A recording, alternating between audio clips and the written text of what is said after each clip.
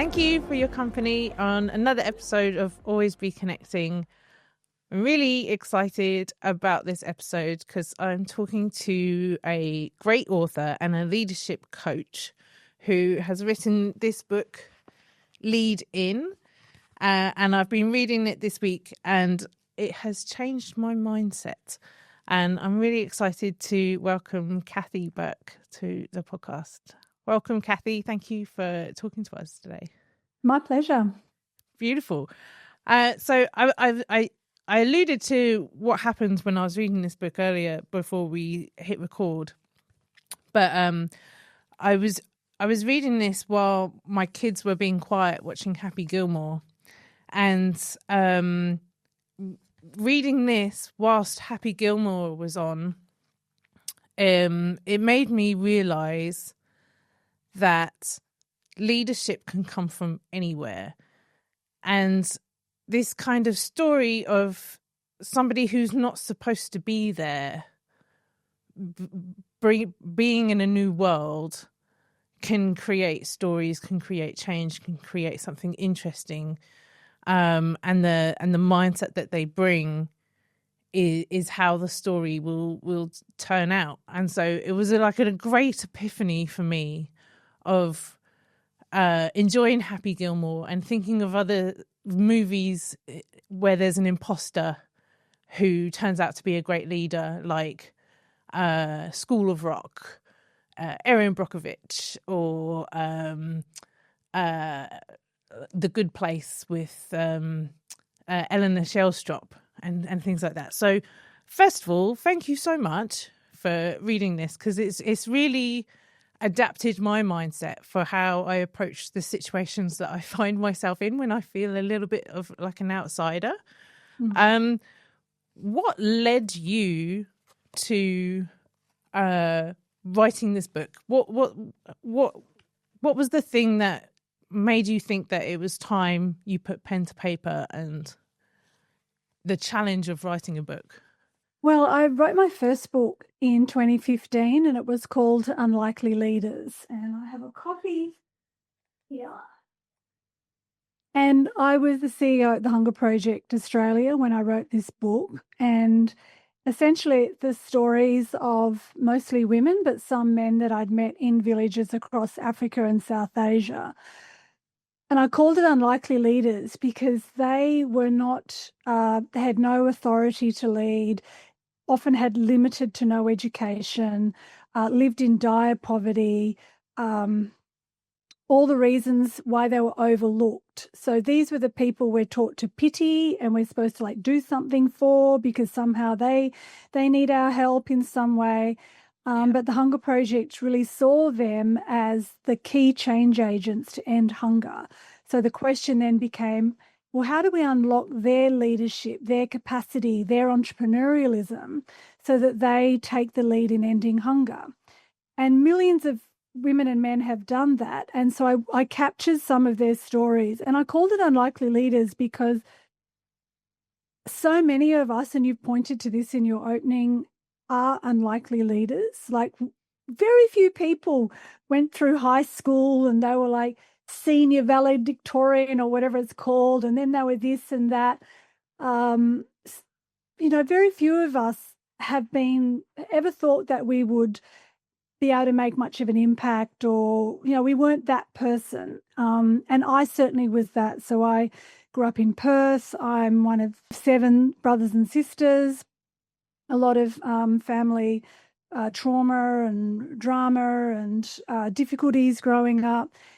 And I fell into punk music. That was my liberation just after high school and into uni. And I was never going to amount to anything, right? And I didn't think I would, and nobody else thought I would either. And over time, I became sort of, I guess, radicalized around human potential. I went to Ethiopia and I saw what was possible, and it really challenged my own view of my own self. And I ended up becoming the CEO of the Hunger Project in Australia, then global vice president. So very unlikely leadership path. And so I wrote this book. So it had all the stories in there. But when I eventually left staff in 2017 to now become a coach, a leadership advisor, leadership developer for entrepreneurs and organizations, I wanted the how. Do you change mindsets? How do you develop this kind of leadership in yourself and others? So the first book was sort of like that you can, but I wanted like the step by step. And so I wrote this book, Lead In. And it's called Lead Into because leadership is always initially an inside job. So it basically unpacks how you can do it just through reading at home and hopefully having some personal and then professional breakthroughs as you work through the exercises in it. So that's how it came to pass. And the fact that it came from probably the extreme of circumstance.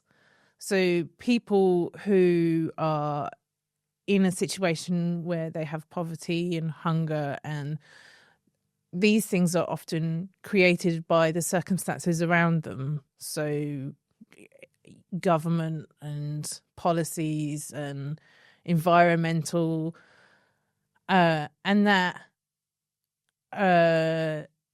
it was their mindset that was a critical factor in lifting themselves into a different situation. So from that kind of extreme circumstance, we can see it in our own lives as sort of circumstances are causing us to, like there's rise of AI, and there's a lot of change in the industry, and there's all these things happening that could sort of lead us to think that we can't do it, or the forces are against us. But your sort of example of people in those sort of extreme basic human needs, what lessons came out of that? What can people do in sort of extreme circumstances? Yeah, this is why I do bring such a unique perspective to it. So when I work with organizations, they're all facing so many different challenges. Oh, you don't know what it's like for me. It's really hard, and for us, and this and that. And I have a little bit of a hold my beer mindset myself because it feels overwhelming and challenging. But part of I guess my very strong conviction is that I've seen the most harsh conditions that managed to be transformed, and it wasn't through the addition of outside resources or trying to save anyone, but it was through mindset first. And when I first understood this whole thing around mindset, like I was initially a little bit, not appalled, but I was like, God, that sounds a bit like almost like victim blaming. Like you're going to tell that woman living in a hut with very limited access to fresh water that mindset is going to be the key to turning this around. This felt like a little kind of what? Yeah.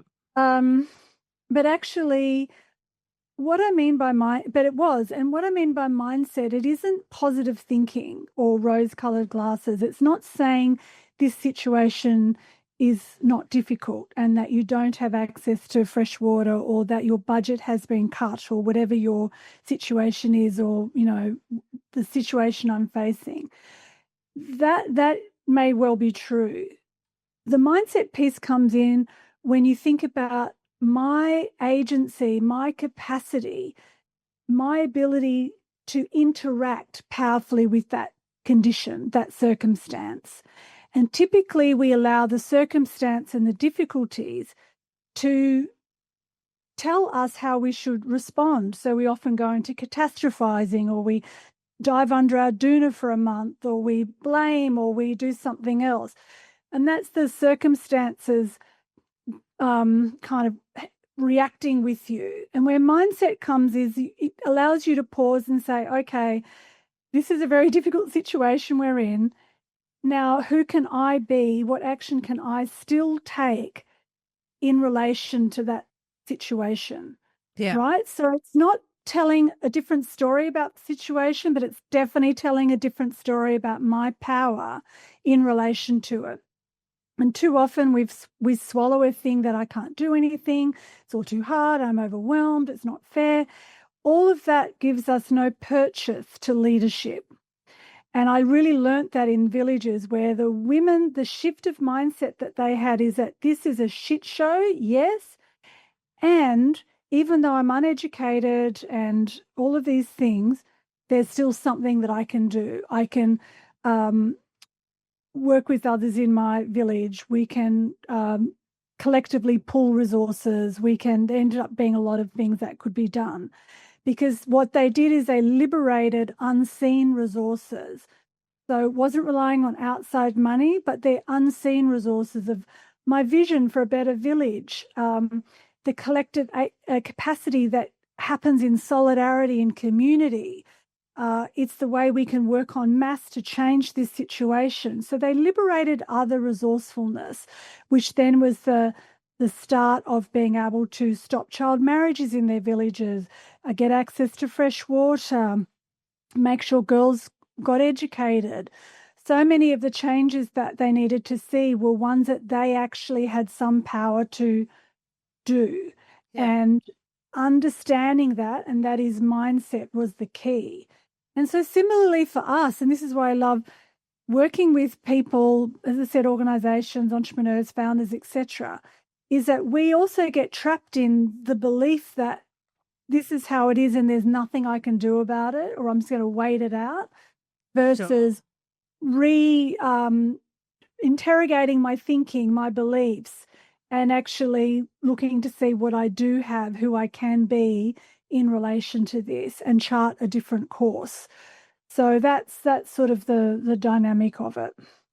I guess what you're saying is you're turning yourself towards the possibility, and that's your sort of guidance, like to try and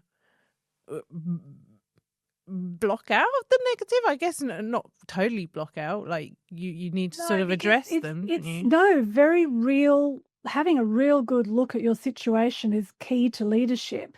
Too many people, like even our own personal lives, we can kind of not read through our credit card statements because we don't want to know, and we actually do know. Lots of avoidance. Yeah, exactly. Like being able to this is a thing. Prioritizing what our first action's going to be. It starts off, I mean, you're all about always connecting, telling different stories, and it's telling a different story about my own capacity, my leadership ability, my identity and my past. And I had to do that. Honestly, I was in New York in 1998, and I'd been on staff at the Hunger Project for a year, right? And I was at these big global meetings. We're talking about changing all of the strategy to focus on women, putting women at the center because of the unique situations that they faced. And I got a tap on the shoulder from the executive vice president and went outside the meeting, and he said, I really think you should be the CEO of the Hunger Project in Australia. And I was like, oh, no, I don't think so. No, we don't really do that in Australia. I had this really lame thing because on hindsight, it didn't fit my identity of myself, which was quirky, I don't know, just rock. Girl from Perth, ex-punk. What do I know about ending hunger? And I was really young as well. So I went back into I'm disappointed. Okay. So I went back in, and the president of the Hunger Project, Joan Holmes, was then talking about women. We need to bring them to the center of decision-making in villages. We need to have their leadership unlocked. And I'm writing all these notes down. Yeah. And then the penny dropped, and I thought, it's not just about women over there. I need to change my mindset too. And so then I tapped him on the shoulder, and I went out and said, okay, I'll do it. And then and that's how I became CEO of the Hunger Project Australia. And I often reflect back on how close I was to that not happening, and therefore the impact that I was able to make, the millions of lives that I've been tangentially able to make some improvement in would never have happened because of an old belief, an old story about who Cathy Burke was Yeah. versus developing. And even though it felt weird, it felt like it really upset really this feels a bit like I got tickets on myself, or who am I? All of that sort of stuff that all of us feel at certain stage. I need to just put that to one side, not energize it, and look to the future and the vision that I wanted to have, which was a world free from hunger, and particularly a world where women were able to live as good as lives as they can versus denied education, etc., etc. And a vision for yourself as well. Exactly. It's like mindsets it's just a constant rechecking. What am I believing here? And so in the book, actually, I have a whole process called the mindset process that people can just walk through. And it starts off, in fact, I've got it up there on the corner. Notice what am I saying about this? What am I believing about this situation? Then questioning it. Like, is it true? Even if it is true, how else can I think about this? Then choosing a new mindset. So mindset of actually, yeah, I can lead. And then taking action in relation to that new mindset. So it sounds simple, but it has lots of different questions and ways that you can do that. And yeah, and so that's I guess I use that process with people all over the world, and I still use it for myself when I come up across against limitations to my own thinking, including the world. Like we look at the world right now and just think, we can easily then think, there's nothing I can do. It's all too hard. What can one person do? I tried this before and it didn't work. We've had and that's also mindset. So when I fall into that, I definitely interrogate that too. And it's like, even if there's nothing materially that can change because of the larger forces, I still want to show up in behalf of justice, in behalf of the future that I'm committed to, and I will take action, irrespective of whether I think it's even going to be successful or not. And that's another way of mindset can just get you back on the court instead of just succumbing to resignation, despair, cynicism. And in the last 8 years, there have been a lot of external challenges. So you've come into this job at the right time. Have you noticed like a collective shift in mindset where people have veered to fixed mindsets, limited mindsets? Yeah, I mean, certainly even the word mindset now is very mainstream. People with kids in primary school would often have heard their kids talk about growth and fixed mindsets. So there's a real understanding of it. I remember in 2009, we, McKinsey and Company sent, as a pro bono exercise, sent 30 of their brightest people to do a whole research piece on this work that we were doing in Uganda. And they came back and saying how incredible it was and just validated everything. But they said the silver bullet was really around mindsets, that no one else was really talking about mindsets. And at that time, so that's like 15 years ago, it was still considered like kind of weird and a little fringe. And now it's much more mainstream. Yes, sure. But still where people confuse their mindset is still with a bit of positive thinking, or affirmations. I just need to but I'm not talking about that, because I can look in the mirror 10 times a day and go, you're amazing, you're incredible, you're wonderful. But if I haven't addressed anything that sits below the surface, if your bank statement is still not being looked at.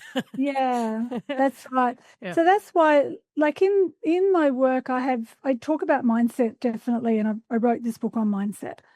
But there's 3 key things that need to be. It's like a 3-legged stool. So mindset's definitely important, and we've just talked about why that is. But the second one is Heartset. And Heartset is around you can't just figure out change. You can't just figure out these old patterns. There's a tenderness there. There's a vulnerability when you think about, your lack of confidence or the time you tried it before and it didn't work. To move through into some new way of leading, you need courage. You need to access this sort of more feeling, and it is a tenderness. It's a heartfelt thing. Like an example is one of them for me is that I still have this bit of a mindset that just pops in sometime when I don't get like picked or chosen for something. So if something happens and I don't get, invited or whatever, sounds so lame, but I'm using it as a very tender example. What gets triggered is the earlier mindset of me.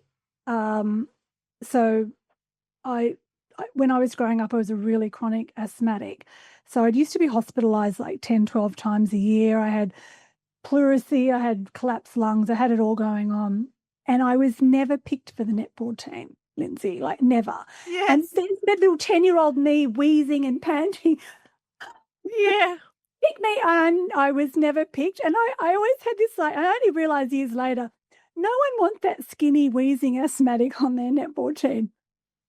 So sometimes when something doesn't sort of go that way, I can feel that sort of, it's just recognizing, that's like an old view of myself. And actually I've stepped into it comes and goes like this because I've got a lot of mastery around it now, but we've all got vulnerability. You may be asked to present at a work meeting and you're just shitting yourself. You're sweaty. You don't feel you got the confidence. You're not sleeping around it. And if you look back, it's because, maybe in grade 2, you did some presentation, everyone laughed. And so our mindsets get shaped from childhood onwards, and we don't quite see how they're corralling us into a certain view of ourselves. So that's why Heartset is so important, that when you see the mindset that you want to have, there's also that there is also that tenderness to be able to see it for what it is, but still move forward with courage. Yeah. And the third one is Soulset. So you can have the right mindset, you can have the right Heartset, but Soulset is, why am I really doing this? Like, is this where I need to be now? Is this where I need to be placing my energy? Is this actually a true representation of me and how I want to be in the world? And particularly as we head into midlife, questions of soul take so much more bandwidth than what they used to. And so Soulset is that, it could make sense. Yeah, I've got the right mindset. I'm a leader. I'm a whatever. Yes, But actually, the Soulset bit, the alignment's not there. So you need to work on that alignment, this greater purpose, so even doesn't even have to be a greater purpose, like I'm going to end world hunger, but even for the example of being really nervous and feeling sick about having to do a talk because my mindset is I'm not confident. You work on your Heartset of like, okay, I'm going to get kind of courageous about this and, feel the tenderness, but move forward. Soulset is tuning into, why do I want to break through this? Like this is me now wanting to find my voice in the world, or showing, like my need to evolve, or you'll find some sense of soul underneath that helps then align the three.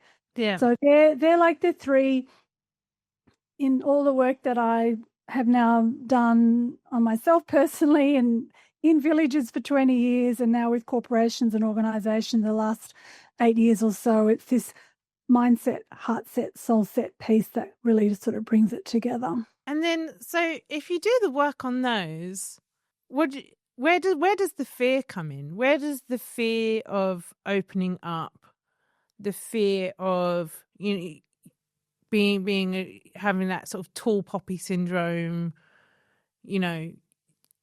to want to go to achieve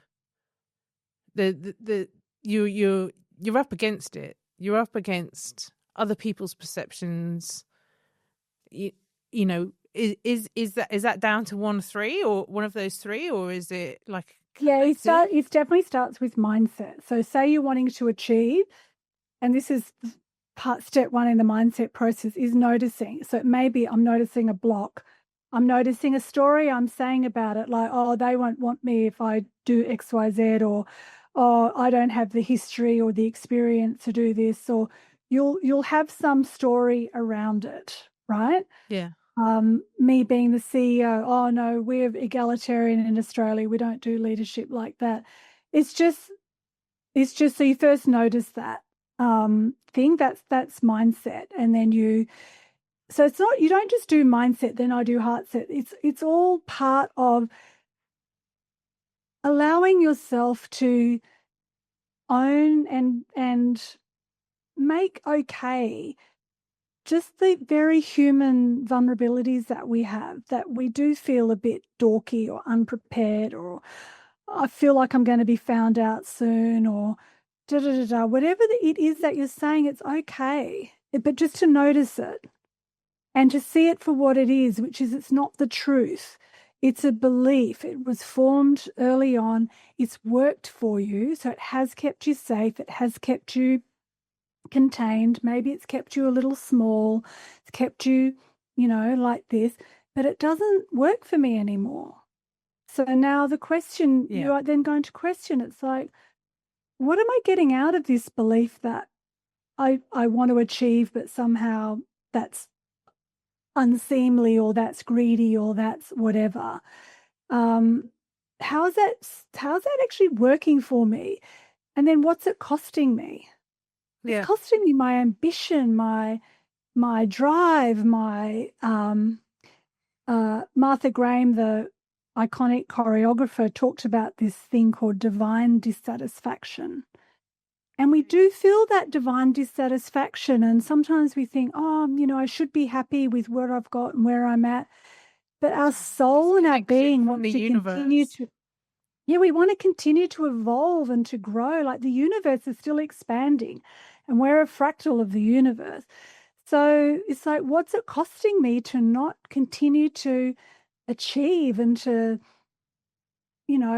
go for greater heights? And then it's like, well, what's my new mindset is that I'm going to take? And that is, I'm a, courageous trailblazer who's just like, whatever it is that you want to do. And then you take the action based on that new mindset, not based on your old stories. So it does start with mindset, but you can see in that example, Heartset is still in there. It's that the human frailty and deep acceptance, but deep love, and then soul as well.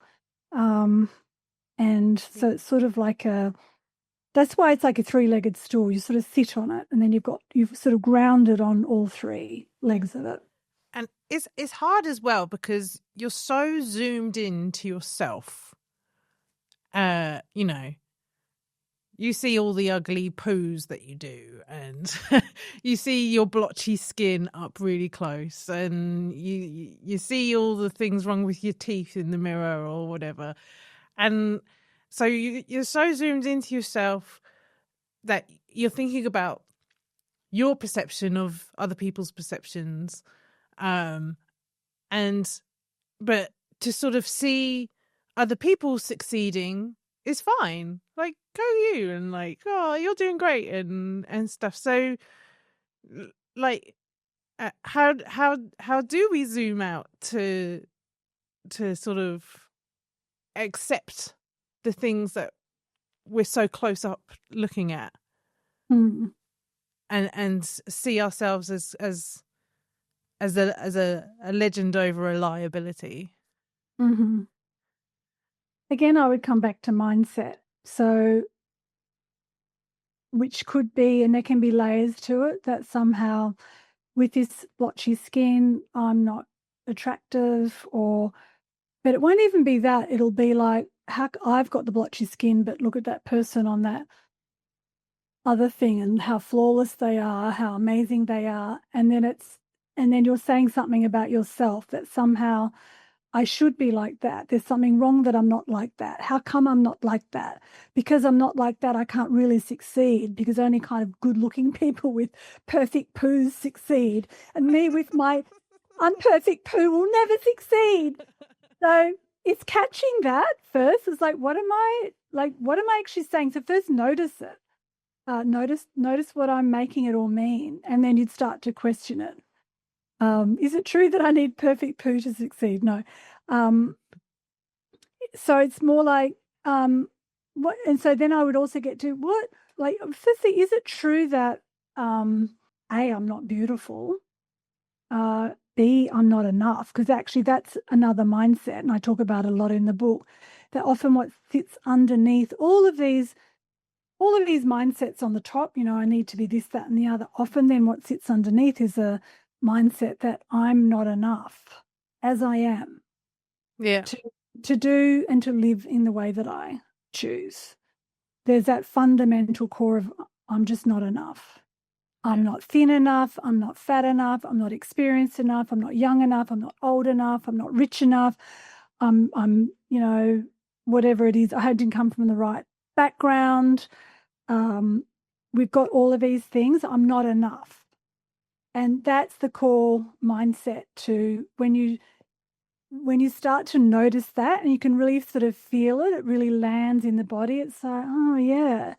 And then you can start to get curious about, like, where did I think that I'm not enough? And also what's driving this belief that it's not enough? Because to be fair, most of us feel that we're not enough, and it's our entire society is set up to drive that we're not enough. Yeah. We live in a white supremacy, capitalist, we're in the dying stages of capitalism right now, and we're facing the sixth mass extinction. And we're constantly told that this is all too much and there's nothing you can do. So we incorporate that. And so sometimes just being able to declare, you know what, as I am, yes, I've got a few zits today. Yes, I'm growing out my grey hair, which is what I'm doing. But I'm enough to turn up and kick the barricades down and, do what needs to be done, or to find love, or to go on that first date with that person, or to do whatever it is. It's that sort of, in the end, you need to come to a place where you can stand for yourself. And that's like the counter point to not being enough is just like, actually, I'm here. This could be the mindset you choose. I'm here. I'm breathing. I'm it. Let's go. And then once you've done that work for yourself, how can you then help others understand? Because it's not easy to change, because it's something that you don't control, other people's mindsets. No, you don't. And I have a last chapter in the book on this, actually, because when people read it or they've done workshops and stuff with me, they're all like, it's like getting a new religion, and then they see everybody else's mindset everywhere. Like my husband, oh my God, you've got such a scarcity mindset. The kids, oh, you just my best friend. So when that happens, it happens to me too. I think, what am I actually saying about my husband? Like, what's my mindset about him? Like, I'm trying to fix him in some way. Yeah. Exactly. It all just comes back to your own thing. And then it's a strange phenomenon, but that when there's an acceptance, a power, a moving forward, a sense of breaking through in your own life, there's just an expansiveness and care that you are able to extend, and generosity that you're able to extend to others. So I just keep recommending people get back to your own, who do you want to be? Mary Oliver talked about everything dies and yet too soon. Tell me what it is you plan to do with your one wild and precious life. In her poem A Summer's Day. And so, yeah, I just get back to that and look to see where I can serve, where I can contribute, making sure my energy is clean, being present. So it does come back to self-work, self-mindset to help others. Yes, but that's true. And I'm such an activist from way back. I'm absolutely not talking about don't get involved in improving things, in taking a stand for the world or your organization or the family that you want or whatever, I'm absolutely not saying just have it just be about you perfecting yourself. Oh, don't upset my vibe. I'm just going to go to an ashram for don't. My chakras aligned. Don't mess with me. No, well, there's an African proverb: I build the road and the road builds me. So when you're developing your leadership mindsets, you develop them in relationship to the world. And that relationship to the world continues to shape you. You then shape it. It shapes you. So I build the road and the road builds me is how I encourage people to think about working with mindsets. Yeah, amazing. And then, so in that sense, I was reading something the other day, a LinkedIn post. People were talking back and forth about where culture comes from in businesses, and it's my belief that culture comes from the bottom up. Bottom's the wrong word, but like the team makes the culture, not the leader. And so is that the same for mindset? I mean, this is all debatable anyway, like whether the culture comes from the leader or the team or from external or forces. But do you have a view on that of like, does the person in charge create the culture or the mindset, or do they create the conditions for the culture and the mindset to come from the team? Yeah, it's the leadership in most organizations definitely set the tone for culture. So sets the tone for what we do around here, sets the tone with how we talk and communicate with one another, and also set the tone around the standards that we accept and don't accept, like how we speak to each other, what's important to us, and how that gets, what consequences are there for. We see this in Parliament, no consequences for shocking behaviour, and that's the standard that people now accept as the way things are done there, which we would obviously never accept in any other organisation. Sure. So it is definitely at a leadership level, but the leader can create a culture where they're coming from maybe a leadership team, board down, coming from this idea of unlikely leadership or distributed leadership or inclusive leadership, where you're coming from more movement building. Yeah, I love that. Distributed sort of top down. leadership. How do we create a movement around this? How do we start to not just have it be a whole bunch of policies and procedures that then filter their way down, but what is the conversation that we're fostering? What are we truly believing about you? So we can also say, oh yes, everyone's voice matters, but then no one gets listened, or when there's restructuring, it doesn't get communicated properly. People are expendable. And that's happening a lot at the moment. And you see mid-level managers just doing the freaking bestest job that they can do.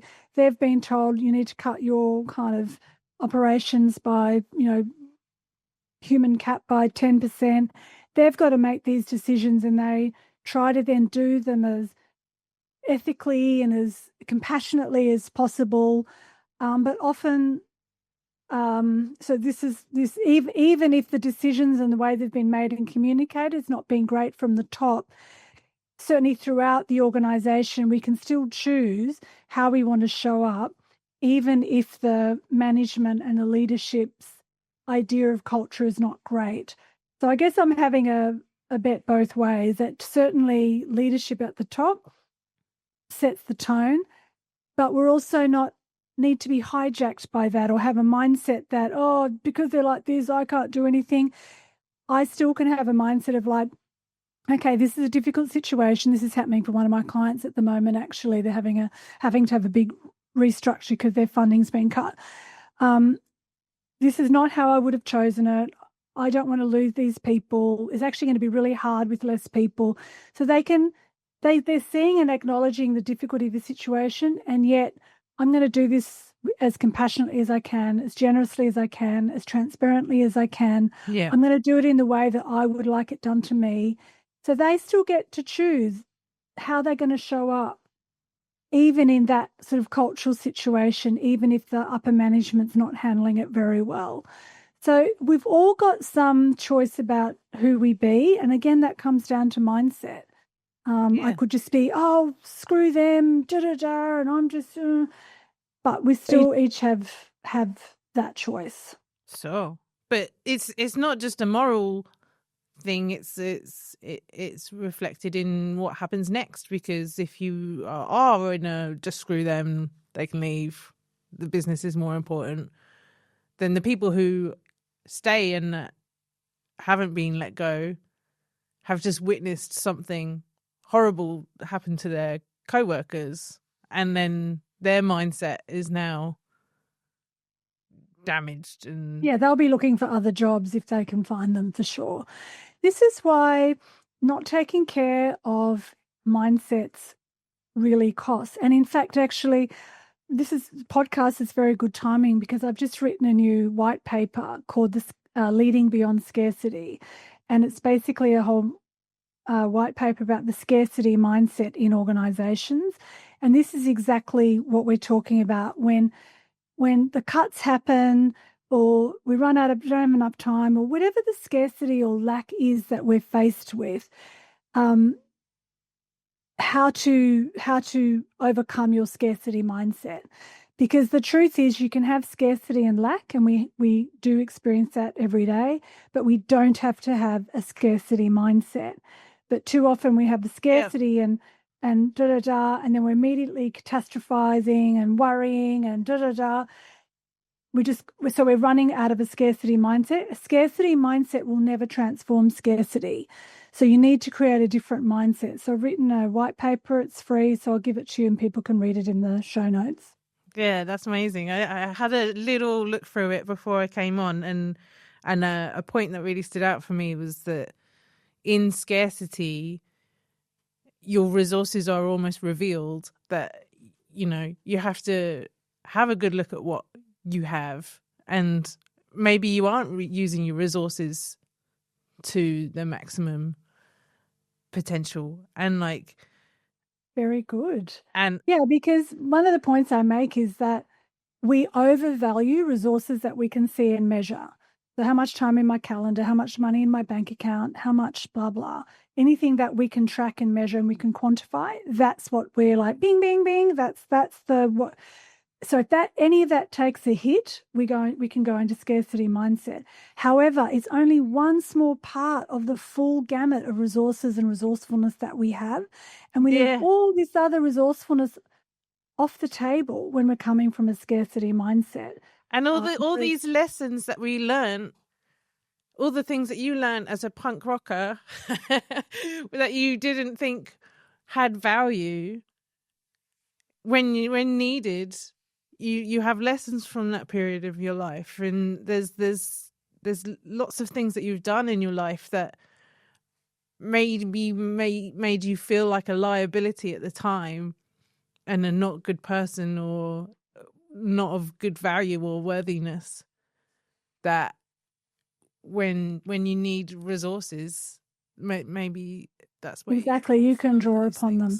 Look, one of my great resources, actually, coming from those days, I can get to the front of any gig, any concert, any time, like right to the front. I love it. Like there could be 5,000 people in the audience, and I'm not waiting. Got good elbows. I'm not waiting at the front. I can just beeline and be there.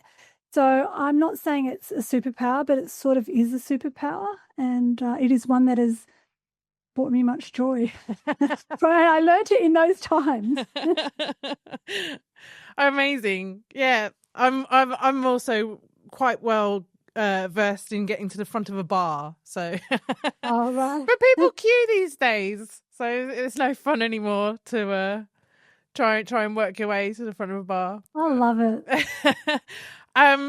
That was so insightful, and I'm really looking forward to sharing this with the audience, the team, my daughters. Thank you so much for the work that you do, Cathy. It's really valuable. And do you want to share with everyone how to find out more, get in touch? You got that white paper. What else is going? Yeah, just go to cathyburke.com. It's Cathy with a C, and it's Burke for all the Melbourne listeners. And and then just go to the show notes and you can look for the white paper and download that. Empower yourself. Yeah, you do absolutely. belong. Yeah, amazing. Thank you so You're much. enough. You're enough just as you are to begin. You really are. And then we'll write the list of the things we need to do. Exactly. Yeah, perfect. Thanks, Cathy. Take care. You're most welcome.